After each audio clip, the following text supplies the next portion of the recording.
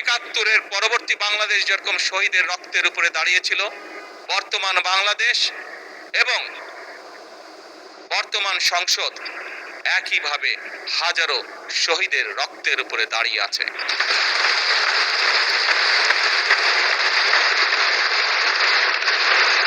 মাননীয় স্পিকার,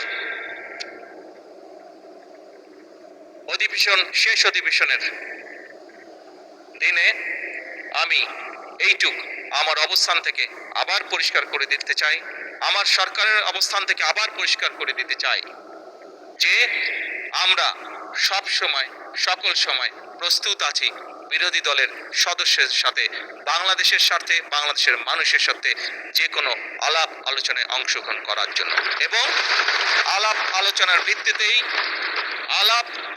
ভিত্তিতে আমরা উভয়ে সকলে একসাথে এই দেশকে ইনশাল্লাহ সামনের দিকে এগিয়ে নিয়ে যাব। এই দেশের মানুষের প্রত্যাশা পূরণ করার আমাদের সর্বশক্তি দিয়ে চেষ্টা করব। মাননীয় স্পিকার, এবার পরিশেষে আমি আন্তরিকভাবে আমার পক্ষ থেকে, আমার সরকারের পক্ষ থেকে, আমাদের সংসদের পক্ষ থেকে মাননীয় স্পিকার আপনাকে আন্তরিকভাবে ধন্যবাদ জানাচ্ছি।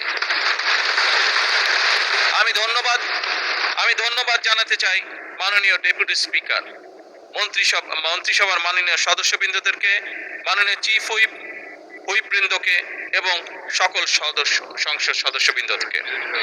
আমি বিশেষভাবে ধন্যবাদ জানাতে চাই মাননীয় বিরোধী দলীয় নেতা এবং বিরোধী দলীয় সকল সদস্যবৃন্দকে, কারণ একটু আগেই আমি বলেছি, আমরা ছাড়া আপনারা পরিপূর্ণ নন, আপনারা ছাড়া আমরা পরিপূর্ণ নই। সেই কারণেই আমি মাননীয় বিরোধী দলীয় নেতা এবং বিরোধী দলের সকল সদস্যদেরকে বিশেষভাবে শুভেচ্ছা জানাতে চাই। আমি আন্তরিকভাবে ধন্যবাদ জানাতে চাই মাননীয় স্পিকার, সচিবালয়ের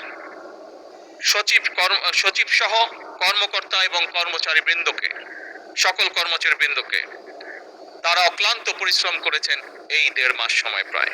আমি ধন্যবাদ জানাতে চাই সরকারের বিভিন্ন মন্ত্রণালয়, বিভাগ এবং দপ্তরের কর্মকর্তা কর্মচারী বৃন্দদেরকে, যারা আমাদেরকে এই সংসদকে সহযোগিতা করেছেন এত অল্প সময় দ্রুততার সাথে এতগুলো বিল উপস্থাপন করে এইগুলো সম্পূর্ণ কাজগুলো সমাধান করার জন্য। মাননীয় স্পিকার, আমি ধন্যবাদ জানাতে চাই চিকিৎসক, পুলিশ সদস্য, ফায়ার সার্ভিসের সদস্য, গণপূর্ত বিভাগের সদস্য, বিদ্যুৎ ও টেলিগ্রাম ফোন বিভাগের সদস্য। আমি বিশেষভাবে আবারও আমি ধন্যবাদ জানাতে চাই নিরাপত্তা বাহিনী সহ সংশ্লিষ্ট সকল সেবা দানকারী প্রতিষ্ঠানের ব্যক্তিবর্গকে। জাতীয় দৈনিক পত্রিকা, বিভিন্ন সংবাদ সংস্থা, বাংলাদেশ বেতার, সংসদ, বাংলাদেশ টেলিভিশন ও বেসরকারি টিভি চ্যানেল সহ দেশের সকল গণমাধ্যম, সাংবাদিক, কর্মকর্তা, কর্মচারী বৃন্দদেরকে আন্তরিকভাবে ধন্যবাদ জানাতে চাই। আমি